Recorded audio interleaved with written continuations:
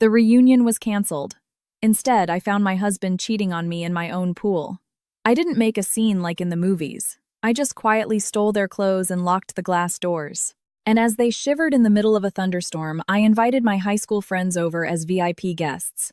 Now, before you do anything else, drop a comment and tell me where you're watching this drama unfold. Don't forget to like and subscribe, and let's break down this mess together. That evening, the Los Angeles traffic was a nightmare, but it couldn't dampen my spirits. The A.C. in my white Cadillac Escalade blasted cold air, a stark contrast to the hot, humid air outside. At 31, Mila Anderson thought to herself she was looking damn good today. I glanced at my face in the rearview mirror. Natural yet elegant makeup. My hair had just the right amount of volume, and my navy blue dress fit my body perfectly. Tonight was my 15-year high school reunion, class of 2011, a chance to see old friends. And I admit a chance to show off my success a little. It wasn't arrogance, just a desire for validation. I used to be the quiet girl in the corner of the classroom. Now I was the owner of a very successful chain of logistics and fulfillment centers on the outskirts of LA. My husband Jay had left this morning for Santa Barbara. He said he had to look at a vineyard property a friend was selling. "Babe, I'll probably be back tomorrow morning," he'd said, kissing my forehead. "You be careful at home. Go to your reunion, but don't stay out too late." So sweet of him. Just as my car passed the intersection at Wilshire and Santa Monica, my phone connected to the car's Bluetooth buzzed. New message in the group chat, Griffith High 11 reunion. It was Mark, our old class president. "Hey everyone, really sorry, but I have some bad news. There was an electrical short in the roof of the restaurant we booked. A small fire just broke out in the kitchen. Fire department is on the scene now. So tonight's event is canceled. Postponed until further notice. Please nobody come to the venue. It's not safe." I slammed on the brakes. The car behind me laid on its horn. Mark, you've got to be kidding me." I grumbled in frustration. I'd spent all morning at the salon getting ready, and now it was canceled. I pulled over for a moment and read the flood of disappointed messages from my friends in the group chat. My excitement deflated like a flat tire. I wasn't in the mood to wander around alone. Dressed this glamorously, people might think I was a crazy woman who'd just won the lottery. Screw it. "I'm going home," I muttered. I turned the wheel of my massive SUV and headed back toward Calabasas to our quiet, beautiful home in a gated community. The house I'd bought 2 years ago with my own damn money. Jay wouldn't be home. Our housekeeper Maria was back in her hometown, visiting her sick mother, which meant I could lounge on the sofa, unbothered, and binge-watch Netflix. Or so I thought. 30 minutes later, I arrived at the community gate. Frank, the security guard, gave me a salute. "Mrs. Anderson, back so soon. Thought you had that reunion tonight," he asked kindly as he raised the barrier arm. "It got canceled, Frank. Fire at the restaurant. Just not my lucky day, I guess," I replied, rolling down my window. "Oh, that's a shame. Hey, by the way." Frank hesitated. "What is it?" "Oh, it's nothing. I just saw Mr. Harrison's car come back in a while ago. He said he forgot some paperwork. But he never came back out. Figured he must have canceled his Santa Barbara trip too." One of my eyebrows shot up. Jay was home. "Oh, maybe. He was probably tired from the drive. Thanks for letting me know, Frank." I drove slowly down the block to our house at the end of the cul-de-sac. As I pulled up to our tall oak and matte black gate, I noticed something odd. The gate wasn't completely shut. There was a small gap. The bolt hadn't fully seated in the ground latch. Jay could be absent-minded, but when it came to home security, he was usually paranoid. Why would he leave the gate open? And another thing. In the parking space next to Jay's black Dodge Charger, the car I was still making payments on was a small, cute pink electric scooter. A beige helmet hung from its mirror. Whose scooter was that? A business partner would have driven a car. A family guest would have called me. A strange feeling began to creep over me. Not sadness, but vigilance. It was the same feeling I got when I was reviewing financial reports for my warehouses and found a suspicious discrepancy. My business instincts were kicking in. Something was wrong with my assets. I didn't park in front of the gate. I parked about 50 yards away in front of the small wooded community park. I slipped out of the car, taking my heels off and holding them in my hand. I walked silently on the soft, warm asphalt. Like a cat, I slipped through the unlatched gate. The front yard was quiet, the main door firmly shut. But I heard another sound. It was coming from the side of the house. Our house has an open plan back. A small path next to the garage leads directly to the private pool area. Normally, that path is closed off by an iron lattice gate, but today that gate was also slightly ajar. This Jay, he's so careless. What if a burglar got in? I crept quietly down the path lined with decorative bamboo. As I got closer to the back, the sounds became clearer. Music, some generic top 40 EDM remix playing from a Bluetooth speaker. Splashing water, and mixed in with it laughter. A man's and a woman's. Oh, babe, stop it. Don't splash me. You'll ruin my makeup. It's fine. You look prettier without it anyway. Come here, gorgeous. Closer. That was Jay's voice. My husband's voice. The man who was supposed to be in Santa Barbara looking at a vineyard. Vineyard, my ass. Turns out he was surveying a different kind of asset in my own pool. Blood rushed to my head. But I'm not the type of woman to run in screaming and crying. How could you do this to me as a waste of energy? It's tacky. I took a deep breath, calming my racing heart. I pressed myself against the wall, hiding behind a large, expensive monstera plant in a terracotta pot. I peeked. The scene before me was an assault on the eyes. My 40-foot crystal-clear blue pool was now tainted. Jay was in the middle of it shirtless, wearing only boxer briefs. And he was holding a woman. I narrowed my eyes. Corn silk, bleached hair. Skin whitened by injections, not natural. She was wearing a cheap-looking red two-piece bikini. The stitching was sloppy, the fabric thin. Her face was familiar. Oh my God. It was Kayla, the intern I'd fired from my logistics company 6 months ago. The girl who'd messed up shipping data 3 times in a row and got caught video chatting with her boyfriend during work hours. Turns out that boyfriend was my husband. Babe, what if your wife comes home? Kayla asked, wrapping her arms around Jay's neck. Jay scoffed. Don't worry. When that Mila goes to a reunion, she's out till midnight. She loves showing off. She'll be too busy flashing her designer bags at her friends to even think about coming home early. You're so bad, Kayla giggled, kissing his cheek. But I like it. I gripped the heels in my hand so tightly my knuckles turned white. I wanted to throw one and lodge it in Jay's forehead. How dare he, in the house I bought, in the pool I filled, holding the woman whose salary I used to pay and insulting me. Jay continued, his voice dripping with arrogance. This house is going to be in my name soon anyway. I'm sweet-talking her into transferring the deed to me so I can use it as collateral for a business loan. Once that loan comes through, we can finally take that trip to Bali, babe. I nearly choked. Transfer the deed, business loan. Wow, Jay. You weren't just a cheater, you were a greedy, conniving fraud. All his talk about his used car business struggling. Turns out he was just a freeloader waiting to inherit his still-living wife's assets. Okay, I'd seen enough. No explanation needed. No, it's me or her drama. The choice was already clear. Trash belongs in the trash. And now I was going to give them a lesson they would never ever forget. I surveyed the pool area. They were in the middle of the pool, their backs to me completely absorbed in each other. The music from the portable speaker would be loud enough to cover my footsteps. On a lounge chair by the pool, their belongings were strewn about. Jay's carelessly discarded shirt and pants, a bad habit of his that never changed, and Kayla's mini dress made of the same cheap material as her bikini. Kayla's small crossbody bag. And on the small table next to it, Jay's wallet, his charger key, and Kayla's scooter key. The only thing within their reach, but far from them and close to me, was Jay's phone sitting on a table near the glass doors. The screen was dimly lit, showing a red battery icon with 5% left. My mind raced, formulating a strategy. If I confronted them now, they'd just be shocked and get dressed. Jay would get on his knees and beg for forgiveness, and Kayla would run away. A few days later, Jay would be trying to sweet-talk me again. Too easy. They needed to suffer. They needed to feel a humiliation that would seep into their bones. I set my shoes down silently on the grass. I moved like a professional thief, crawling and slinking. The only difference was, I was stealing from my own house. First, target the lounge chair. With a swift, silent motion, I snatched the pile of their clothes, Jay's pants, shirt, and underwear. It was disgusting to even touch them. Kayla's dress and her discarded underwear. I gathered it all in my arms. Second, target bags and keys. I grabbed Kayla's bag. It was light. Probably just some makeup and her phone. I snatched the charger key and the scooter key. And Jay's thick wallet, not with cash but with debt collection notices. I glanced at the pool. They were still busy kissing the water, sloshing around, concealing my movements. Third, target the phone.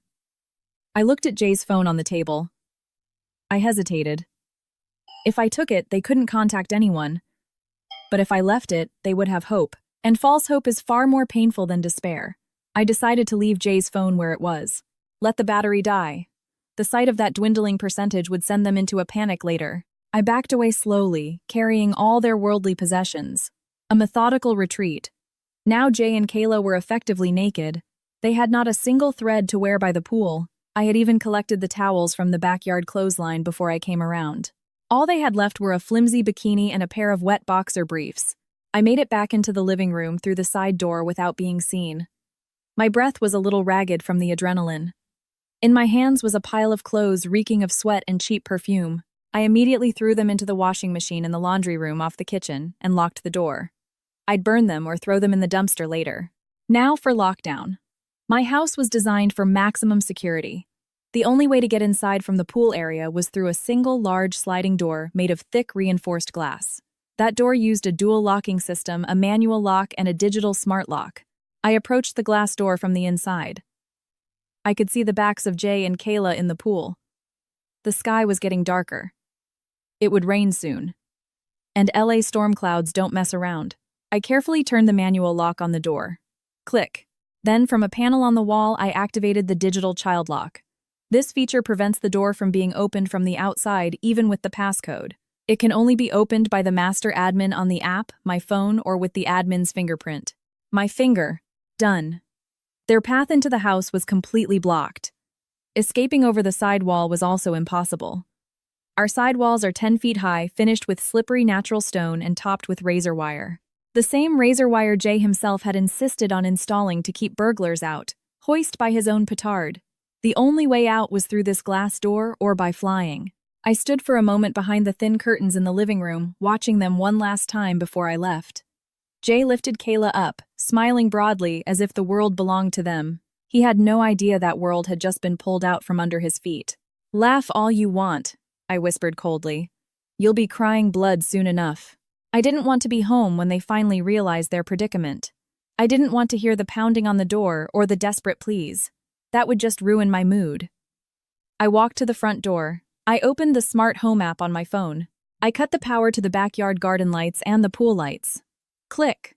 The screen on my phone confirmed, backyard lighting, OFF. Now, in about 30 minutes, when the sun fully set, that backyard would be plunged into pitch-black darkness. Dark, cold, and the garden mosquitoes would begin their feast. I also shut off the water to the outdoor shower near the pool, so if they tried to rinse off there, the water would be ice cold. I walked out the front door, double-locked it, and set the home alarm system to away mode.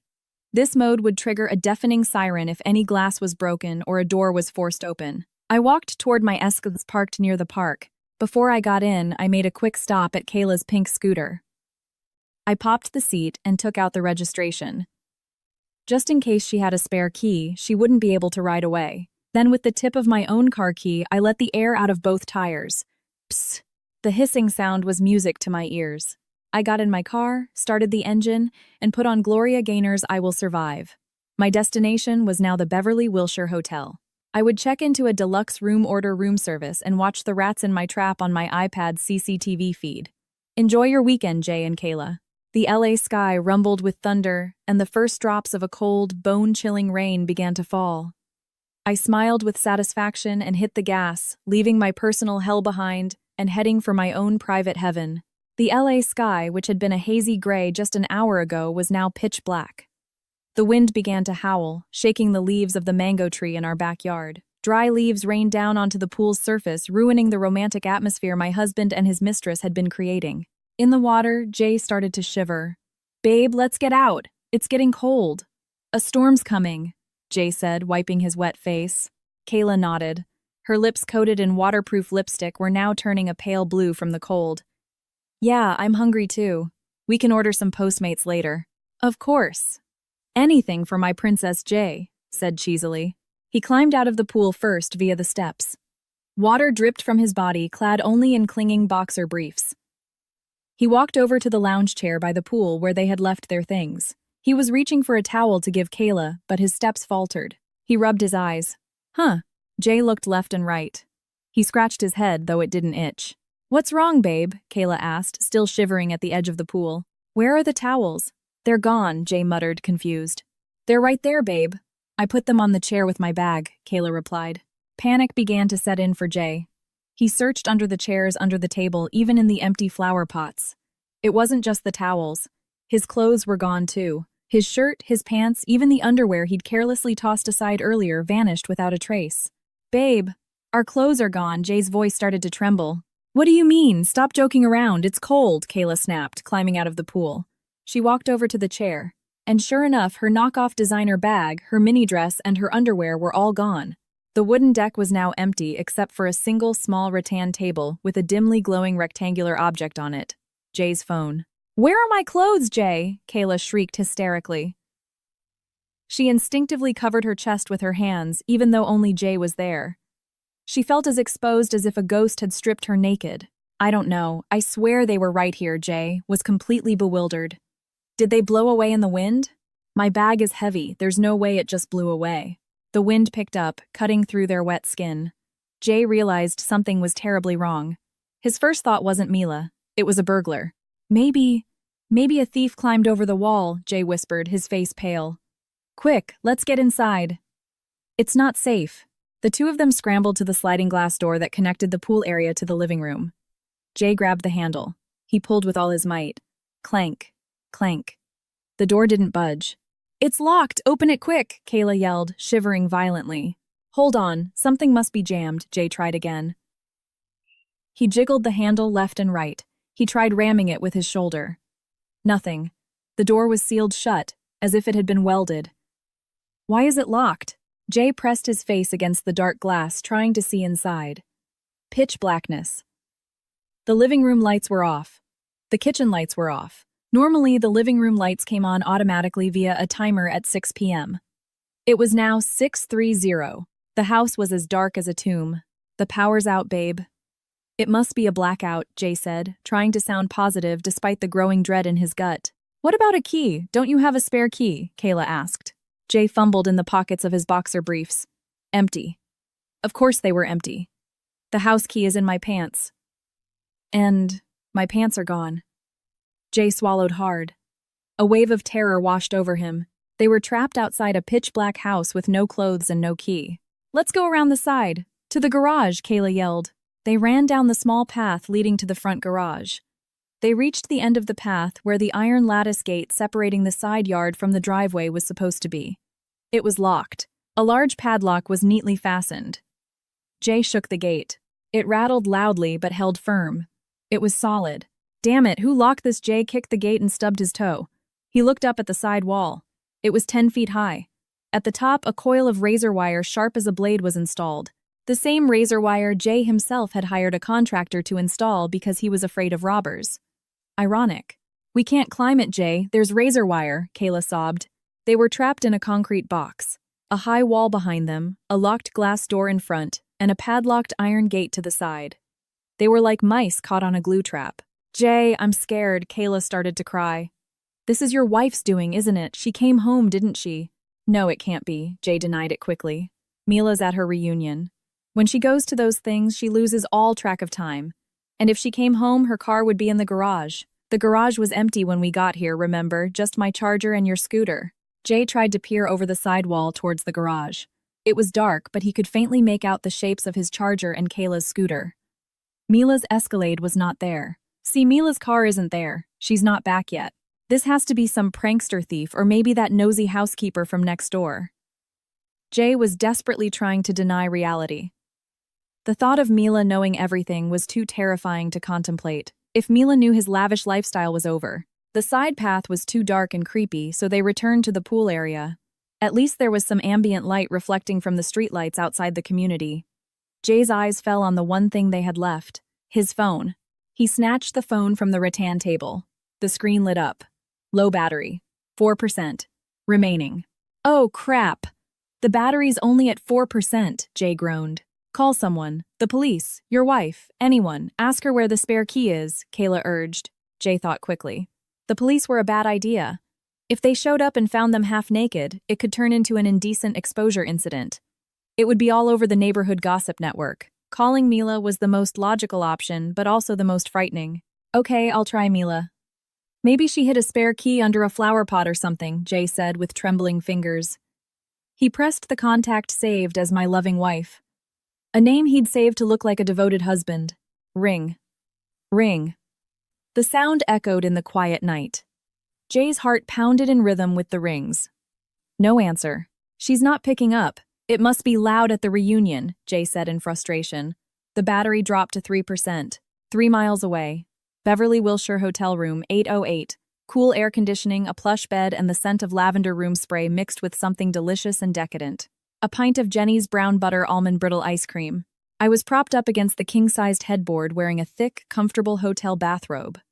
On my lap sat a brightly lit iPad Pro. On the bedside table next to the ice cream I just had delivered was a glass of champagne. I scooped up a spoonful of the creamy, salty sweet ice cream. It was perfect. My eyes were glued to the iPad screen. The home CCTV app was showing a 4-way split. Camera 1, dark garage. Camera 2, dark living room.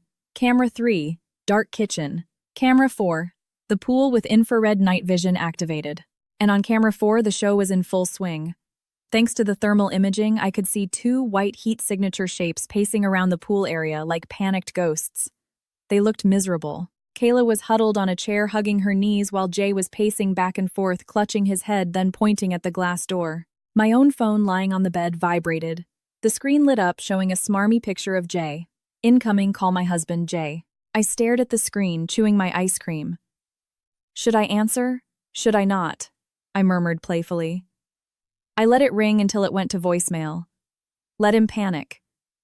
Let his tiny brain scramble for an excuse. I wanted to see how well he could lie under pressure. Jay didn't give up. He called again and again. On the iPad screen, I could see him putting the phone to his ear, then looking at the screen in frustration, then putting it to his ear again. He walked around trying to find a better signal. The signal there was perfect. The only signal that was gone was the one from my heart to him. 1 call. 5 calls. 10 calls. I finished the pint of ice cream. Persistent, aren't you, Jay? If you'd put this much effort into finding a real job, you'd be a CEO by now. I sneered at the screen. I glanced at my phone's notifications. 26. Missed calls from my husband, Jay. 26. A beautiful number. The date he gets his allowance from me. Jay's battery must be on its last legs. Probably 1% or 2%. Suddenly a new notification popped up. Not a call, but a voice message on WhatsApp. Jay had finally given up calling and decided to send a message before his phone died. I opened the app. There was 115-second voice message from Jay. I hit play and turned up the iPad's volume, filling the luxurious hotel room with his voice. Jay's voice was panicked and breathless with the sound of the howling wind in the background. Babe, where are you? Please pick up the phone. Someone broke into our house. I swear, babe, I was just swimming in the back and someone stole all my clothes. The door locked by itself and won't open and the power's out. I'm trapped outside with no clothes on. Please come home right now, babe. I'm scared the robber is still here. I burst out laughing. I laughed so hard my stomach hurt. It was incredible. Cornered, freezing, half naked, and he was still lying. A robber. What kind of robber leaves an expensive smartphone on the table but politely steals? Only clothes. And a wallet. What kind of robber locks the door from the inside on their way out? Did he think I was an idiot? Did he think I was some naive wife who would hear the word robber and come rushing? Home to save her prince, pathetic. I typed a short reply. No need for a long paragraph. 1 sentence was enough to stop his heart. Mila, that thief was cute. Was her name Kayla? Enjoy the party. Sent. The little check marks hadn't turned blue yet. I looked back at the CCTV feed. I saw Jay staring at his phone screen. Suddenly, he froze. His body went rigid. He had just read my message. A moment later, his hand dropped limply to his side, his shoulders slumped. He turned his head toward Kayla and said something. Kayla immediately shot up, covering her mouth in shock. They knew the game was up, and right then, the CCTV showed Jay frantically tapping his phone again. But the screen was black. The battery had finally died. Enjoy the silence, darling. The dark LA sky never breaks a promise. Crack, a loud clap of thunder followed by a torrential downpour. The storm had arrived. On my CCTV feed, I watched a miserable yet satisfying spectacle. The rain came down in sheets. The wooden deck was instantly flooded. Jay and Kayla ran around looking for shelter. The only place to escape the rain in that backyard was a small gazebo in the corner of the garden. It had a thatched roof and was about 6 x 6 feet. But the gazebo had no walls. With the wind blowing the rain sideways, they were still getting soaked. They huddled together in the corner of the gazebo. In the night vision camera, they looked like two white blobs clinging to each other, not for love but to stave off hypothermia. I could see Kayla pushing Jay away, probably blaming him. "This is all your fault. You said it was safe. Where is your wife?" I could imagine their conversation without hearing a word. With the rain, the mosquitoes would be out in full force. LA mosquitoes are vicious, especially around so much foliage. Kayla's exposed, smooth skin must have been a delicious buffet. I closed my laptop. That was enough for now. I pulled the thick hotel duvet up to my chest. It was so comfortable. Warm, dry, and my stomach was full. Meanwhile, at my house, the house I had just finished paying the mortgage on last month, two traders were getting a real taste of nature. "Sleep well," I whispered before turning off the iPad screen. "The real show begins tomorrow morning." I slept like a baby that night, not a single dream. I was certain, however, that Jay and Kayla didn't get a wink of sleep. The clock showed 9 p.m. The initial downpour had subsided into a steady, cold drizzle that made the LA night air even more damp and bone-chilling. On my iPad screen, the two miserable creatures were still holding out in the gazebo. Jay was curled up, hugging his knees. His muscular body, built with my money at a high-end gym, was now trembling like a leaf in the wind. His lips were blue. Kayla was in even worse shape. All pretense of being cute was gone. She had wrapped herself in the tacky floral print vinyl tablecloth that had been on the gazebo table. Her makeup was streaked and her blonde hair was plastered to her head like a wet mop. They weren't just cold, they were starving. The last time they'd eaten was probably lunch. Swimming burns calories and shivering in the cold burns even more. Their stomachs must have been screaming for food. I saw Jay get up. He staggered back to the glass door. He picked up one of the heavy wrought iron garden chairs. "Go on, Jay. Give it a try," I muttered, chewing on a piece of dark chocolate from the minibar. Jay swung the chair. He was trying to break the glass. Crash! There was a loud impact, but the glass didn't break. The chair bounced back, and Jay fell on his butt, clutching his jarring hand. Too bad, Jay. He'd forgotten. That glass was half-inch thick, reinforced, installed by a premium contractor. It was designed to withstand burglars and storms. The strength of a starving man and a garden chair wasn't nearly enough to break it. I saw Kayla crying again. She was pummeling Jay's back, blaming him for their situation. Jay just stared blankly into the pitch-black house. Inside, there was a refrigerator full of food, a warm bed, and dry clothes, but they might as well have been on another planet. Suddenly, my phone buzzed. A notification from the high school reunion group chat. It had been buzzing all afternoon. My friends unable to go to the reunion were still lamenting their ruined evening. They had all dressed up, with nowhere to go. It was Jessica, the queen of gossip. "So what now? We just go home. I'm wearing a new dress. It's such a waste to just go home." Mark, the class president. "What can we do, Jess? Everywhere is booked on a Saturday night." Aaron, "This sucks. I was really craving a good steak tonight." A crazy idea suddenly sparked in my mind. A wicked smile spread across my face. Since it's come to this, why not let everyone have some fun? Jay and Kayla needed a warm audience. My friends needed a place to party. I have plenty of space. My house has an open floor plan. The pool is quite nice when it's not occupied by those two pests. And most importantly, I control all the access from here. I started typing in the group chat. "Mila, hey guys, sorry, I'm just seeing this now. I was in an area with bad reception. Since everyone's plans are shot, why don't you all just come over to my place? Jay's out of town on a business trip, so the house is empty. I'll throw a BBQ party." The group chat immediately exploded. "Jessica, oh my God, Mila, are you serious? You're a lifesaver. Is this your place in Calabasas, the one with the pool?" "Mila, yep, that's the one. Come on over, raid my fridge. But sorry, I'm stuck in traffic in Beverly Hills, so it'll probably take me another hour to get there. You guys go ahead and get started without me." "Mark, how do we get in, Mila? You want us to climb the wall?" "Mila, don't worry. The side gate to the pool has a smart lock. I'll open it for you guys from here. Just go straight to the backyard, turn on the garden lights, and start the party. Make yourselves at home." Aaron, that's our Mila, always thinking big. We're on our way. Jessica, let's go. I'm bringing wine. I hit send. "Get ready, Jay. Your VIP audience is on its way." I switched back to the CCTV feed. Jay was pacing nervously. I think his phone, which had completely died earlier, must have flickered on for a moment with its last bit of battery life. He had surely read the last message I sent. That thief was cute. Was her name Kayla? The look on his face in the thermal camera was that of a man who had just seen a ghost. He knew. He knew that I knew. That this wasn't a robbery, it was a punishment. He tried to talk to Kayla. Kayla looked like she was hysterically pulling at her own hair. "This is all your fault," Kayla screamed. I could read her lips. "Your wife is a psychopath. She's trying to kill us slowly." Jay tried to calm her down, but Kayla shoved him away violently. An affair is only beautiful when it's a secret and everything is going smoothly. But when the support is cut off and the pressure is on, that love fades faster than the cheap powder on Kayla's face. They had no idea that the real danger wasn't inside the house but coming through the front gate. About 20 minutes later, another notification. "Mark, Mila, we're at the front gate. 4 cars. The guard is asking where we're going." "Mila, just tell him you're going to Mila Anderson's place. The house at the end of the cul-de-sac. I've already called the security office." I quickly made a call. "Hello, Frank, it's Mila Anderson. My friends will be coming in shortly. They're having a BBQ party, so just let them through." "Yes, ma'am." "Oh, you're not home yet, Mrs. Anderson." "Still stuck in traffic, Frank. Just tell my friends to wait for me by the pool." "Will do." I went back to my smart home app. I looked at the status of the side gate lock. Locked. I pressed the unlock button.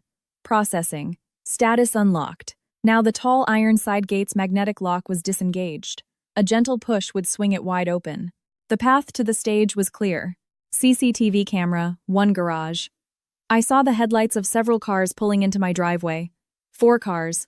About 12 of my friends had come in full force. They got out of their cars, their loud laughter and chatter faintly audible. "Wow, Mila's house is huge," I heard Jessica's voice. "No kidding. I guess the logistics business really is recession-proof." They walked around the side of the house just as I'd instructed. CCTV camera 4 pool. Jay and Kayla flinched. They heard the sounds. The cars, the many voices. Jay's face lit up for a moment. A flicker of hope in his eyes. He thought it was me returning. "Mila's back, Mila's back," Jay shook Kayla's shoulder. "We're saved. Quick, let's hide behind the bushes so we can sneak out when she opens the door." Jay and Kayla scrambled to hide behind a patch of decorative bamboo in a dark corner. They had no idea that what was coming wasn't salvation but damnation. The side gate creaked open. "Hello, delivery," Mark joked, leading the group in. The beams of their cell phone flashlights cut through the darkness of my backyard. "Whoa, why is it so dark?" she said to turn on the garden lights. Aaron said, confused. "Where's the switch?" They started to spread out across the pool area, their flashlight beams sweeping back and forth. They illuminated the still water of the pool, the messy gazebo, and a piece of underwear I had missed earlier under one of the chairs. "Is anyone here?" Jessica aimed her flashlight toward the bamboo patch. She saw something move. "Hey, what was that?" "A raccoon." Jessica moved closer. Mark moved closer. The flashlight beams pointed directly behind the bamboo, and there they were. Jay, wearing only wet boxer briefs, his face, a mask of terror, hugging his knees. Kayla wrapped in a vinyl tablecloth, her makeup streaked like the Joker, shivering. Silence. 1 second. 2 seconds. 3 seconds. "H!" Jessica screamed as if she'd seen a ghost. "Holy hell," Mark exclaimed, taking a step back. Jay tried to cover his face with his hands.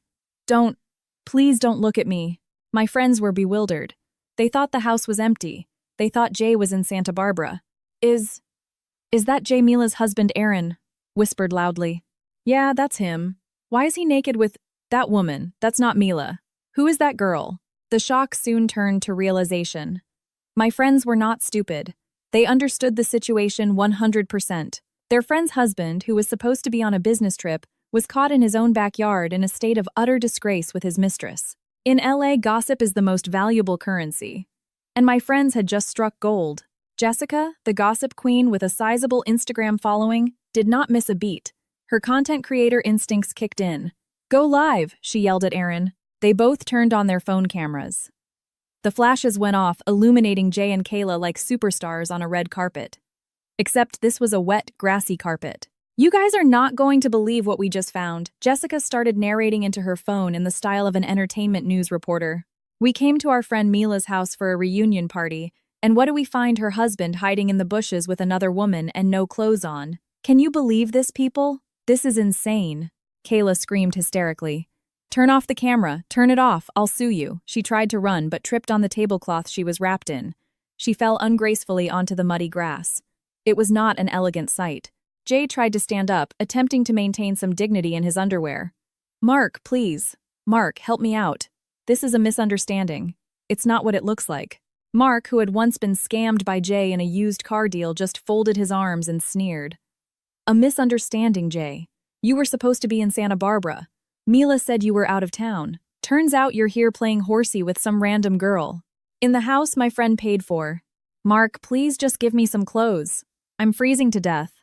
Don't humiliate me like this, Jay begged. You brought this humiliation on yourself, Aaron shot back, still recording. Where's Mila?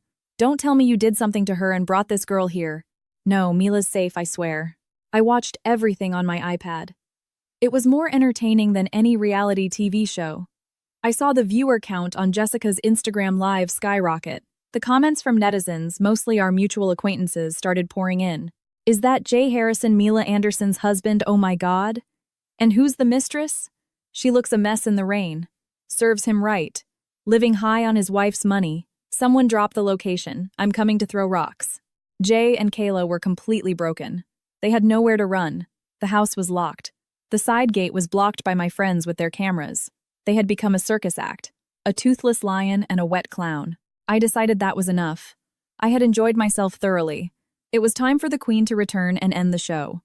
I turned off the iPad, ate the last piece of dark chocolate, and got out of the plush hotel bed. All right, time to take out the trash. I got dressed. A crisp white blazer and matching trousers. I tied my hair up in a high ponytail. I applied a bold red lipstick.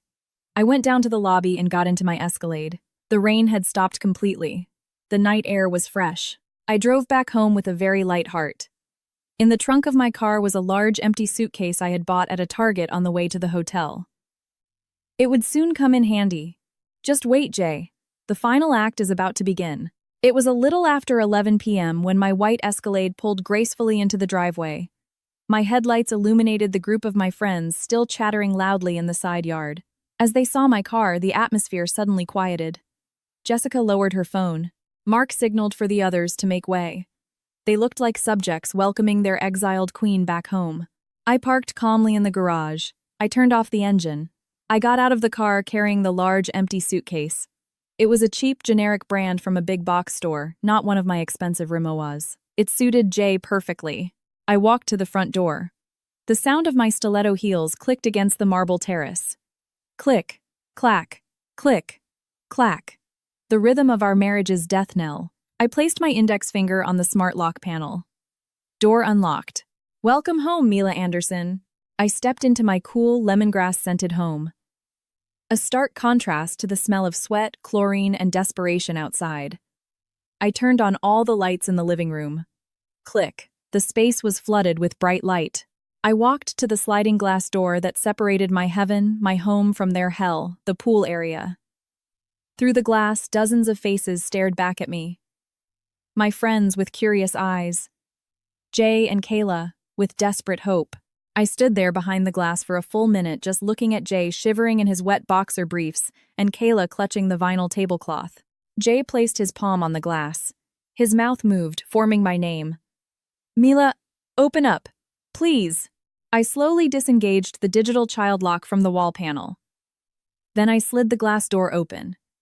A wave of damp, fishy-smelling air from the pool area rushed in, clashing with the cool, air-conditioned air inside. Mila Babe Jay started to step inside immediately. Stay right there, I said coldly. My voice wasn't loud, but it was more resolute than any shout.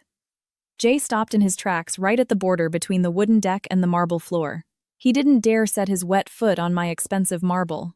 Babe, listen to me. This is all a misunderstanding. My friends are crazy, they're framing me. Jay tried to defend himself, but his voice trembled from cold and shame. Framing you, I scoffed. Being naked with another woman in your wife's pool is framing you. Is that a misunderstanding or is that a fact? She fell in the water. I was just saving her. Jay's excuses were getting more and more pathetic. Behind him, my friends stifled their laughter. You save people by kissing them, Jay. A new kind of CPR, I guess, Jessica quipped. Enough. Cut the drama. I'm tired, I cut him off. I took 2 items out of my purse, the 2 items that had been missing since the afternoon. Jay's leather wallet and Kayla's small purse. Jay's eyes widened. My wallet. So you took it? Yes. Is there a problem? I threw both wallets onto the wet wooden deck. Take them. Jay scrambled to pick up his wallet. He opened it with trembling hands. It was empty. Where are my credit cards? The cash, he asked in a panic. Those credit cards were supplementary cards linked to my primary account. I already called the bank from the hotel and had them canceled and shredded. As of this hour, your credit limit is 0. The cash from your wallet and hers I've confiscated. Consider it payment for the pool rental and the cleaning fee for contaminating my water. Kayla let out a small scream. That was my security deposit for my rent. Please give it back. I looked Kayla up and down with contempt. Ask Jay for it. He's your sugar daddy, isn't he? Oh wait. I forgot. That daddy just went bankrupt tonight. Jay looked like he'd had a minor stroke. His face was blank. His credit cards were his lifeline. Without them, he couldn't put on a show, treat his friends, or even put gas in his Charger. Mila. How could you do this to me? He whispered. Who's worse, the husband who brings his mistress home while his wife is at work, or me? I kicked the empty suitcase toward Jay. Go inside, pack your things. Now, I'll give you 10 minutes. If you take any longer, I'll burn all the designer clothes I ever bought you. Jay's jaw dropped. What do you mean you're kicking me out? Of course. What did you think? But, this is our house, babe. Correction. This is my house. The deed is in my name, Mila Anderson. You were just living here. We didn't even change our names when we got married. We agreed to manage our finances separately. Did you forget the prenuptial agreement you signed? You were so desperate to marry me, you signed it without a second thought. Checkmate. Jay forgot I was a businesswoman. Before our wedding, my father had made him sign an agreement waiving all claims to my assets in the event of a divorce. At the time, Jay had readily agreed, thinking he could slowly sweet-talk me into changing it later. Turns out it was the axe that chopped off his own foot. Pack! Now I yelled. Jay, still in his wet boxer briefs, ran into our bedroom. I didn't care that he was dripping all over the floor. I could clean it later. He came out 5 minutes later, dragging the suitcase hastily packed with his clothes. He was crying. Real crocodile tears. Babe, please. It's Saturday night. Where am I supposed to go? My wallet is empty, my phone is dead. I didn't care. I pointed to the side gate. Out. Now it was Kayla's turn. She was still shivering in the corner, clutching the tablecloth. Ma'am, please can I have my clothes back? She begged in a small voice. I can't go out like this. Please. As one woman to another, I sneered. Did you think of that when you were sleeping with my husband? I didn't think so. But I wasn't cruel enough to throw someone out on the street naked. That could get me sued for a human rights violation. I walked to the laundry room. I pulled something out of the rag bin. It was an old pair of stained sweatpants with a rip in the crotch and bleach stains all over. The ones our housekeeper usually used to wipe the floors or windows. They smelled musty. I threw the rag pants in Kayla's face. Here, wear these. Kayla held up the fabric in disgust.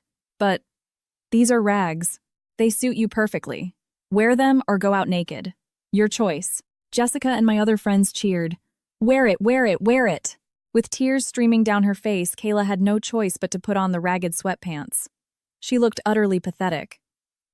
The expensive mini dress she'd worn a gift from Jay was already in my washing machine. I planned to use it as a doormat. All right, the show's over, I told my friends. Thanks for coming, guys. Help yourselves to the food and drinks. But first, do me a favor and escort these 2 pests off the property. I picked up my phone and called security again. Frank, please come to my house right now. With your colleagues. There are some strangers in my yard who entered without permission and are engaging in indecent behavior. Please have them removed from the community. A few minutes later, Frank and 2 other patrol guards arrived on golf carts. Their faces were grim. This community had very strict rules about public disturbances. Mr. Harrison, what on earth are you doing here like this? Frank asked, shocked to see Jay in his boxer briefs, dragging a suitcase and Kayla in ripped sweatpants. Just get them out of here, Frank. I don't know these people anymore, I said from my doorway. Yes, ma'am. Frank grabbed Jay's arm. Let's go, sir. No causing a scene. It's embarrassing for the neighbors. Jay tried to resist. This is my house, Mila. You're being cruel to your husband. What husband? The one who cheats in his wife's pool. We don't recognize that kind of husband here, Jessica shouted in my defense. Jay and Kayla were finally dragged away by the security guards, forced to walk the half-mile to the main community gate. My friends followed behind them, recording the whole thing. The walk of shame. The video of Jay crying while dragging his suitcase and Kayla walking on the wet asphalt in her rag pants went instantly viral in the community's group chat that night. I closed the sliding glass door and locked it again. Silence. My house was peaceful once more. The only sound was the quiet hum of the air conditioner. I sat down on my Italian leather sofa. I was tired but satisfied. It felt like I had just removed a malignant tumor that had been eating away at me for a long time. It hurt a little, but the relief was immense. Sunday morning. The LA sun shone brightly as if celebrating my freedom.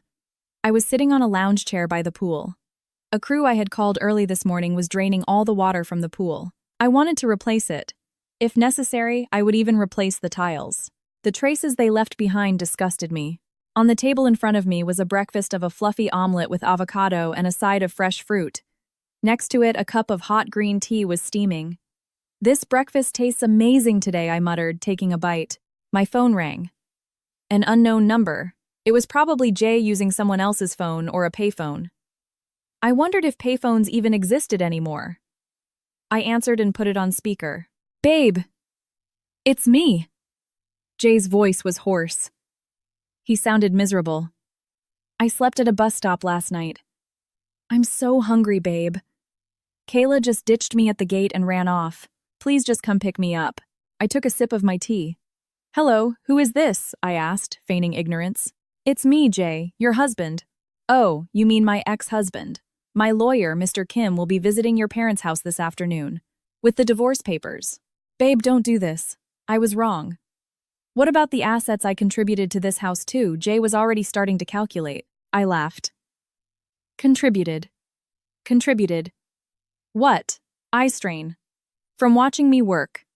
Listen to me, Jay. This house is in my name. The cars are in my name. The bank accounts are in my name. You should be grateful you're leaving this house with your body and a suitcase of old clothes. And that's before I start billing you for the last 3 years of room and board. Mila, that's it. I'm done. Goodbye. I hung up and blocked the number. I looked up at the blue sky. Sparrows were chirping in the mango tree. The life of a rich single woman was far more beautiful than the life of a woman saddled with a deadbeat, ungrateful husband. I continued eating my breakfast. It was perfectly seasoned and delicious. From today on, my life is perfect.